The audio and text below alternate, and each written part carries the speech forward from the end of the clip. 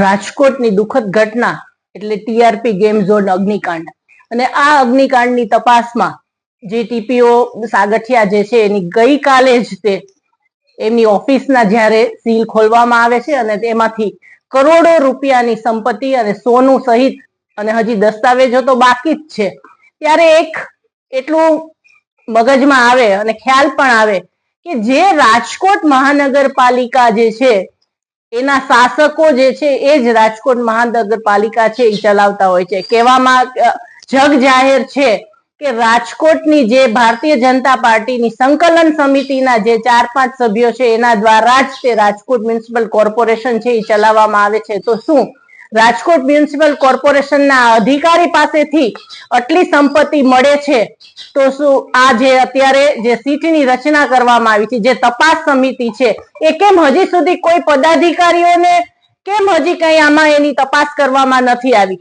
એક સક્ષમ વિપક્ષ તરીકે અમારી પાસે લોકો દ્વારા એવું અમને જાણવા મળે છે કે જે આ અધિકારી જે છે જેલમાં છે એને પણ ભારતીય જનતા પાર્ટીના પૂર્વ ધારાસભ્ય અને ભારતીય જનતા પાર્ટીના આકાઓ છે એને મળવા ગયેલા છે. તો શું સરકારને આની જાણ નથી? શું જે તપાસ સમિતિના સભ્ય છે એની આને જાણ નથી?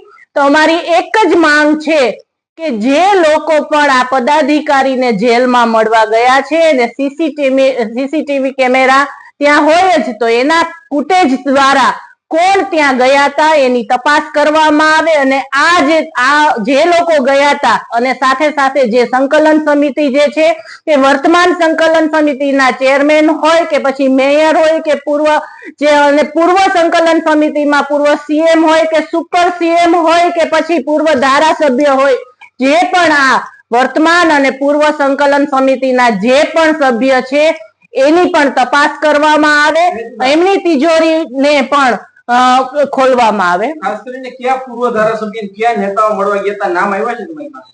અમારી પાસે નામ નથી આવ્યા, પણ એક સક્ષમ વિપક્ષ તરીકે અમને જ્યારે જાણવા મળે છે કે જેલમાં આ અધિકારીઓને મળવા માટે થઈ અને ભારતીય જનતા પાર્ટીના પદાધિકારીઓ મળવા ગયા હતા એટલે અમારી સક્ષમ વિપક્ષ તરીકે અમારી એક એવી પેલી ફરજ બને કે લોકોને આની જાણ કરવાની, એટલે આપના માધ્યમ દ્વારા અમે આ જાણ કરી છે. હવે તપાસનો વિષય છે આ જે સમિતિ રચાણી છે એનો અને સરકારનો કે કોણ વ્યક્તિ છે એ જેલમાં મળવા ગયું હતું અને જો જેલમાં મળવા ગયું હોય તો કેમ હજી સુધી એની ઉપર કાર્યવાહી નથી થઈ? તો અમારી એક જ માંગ છે કે વર્તમાન અને પૂર્વ સંકલન સમિતિના જે પણ સભ્ય છે અને જે પણ લોકો આ જેલમાં ગયા છે એની તપાસ કરવામાં આવે, એની પાસેથી મળેલા નાણાં છે એ રાજકોટની જનતાના નાણાં છે એ રાજકોટની તિજોરીમાં જમા કરવામાં આવે અને આવા દરેક પદાધિકારીઓ છે એની ઉપર કાર્યવાહી થાય અને એને જેલ ભેગા કરવામાં આવે. પોલીસ કસ્ટડીમાં મળવા ગયા હતા કે મધ્યસ્થ જેલમાં?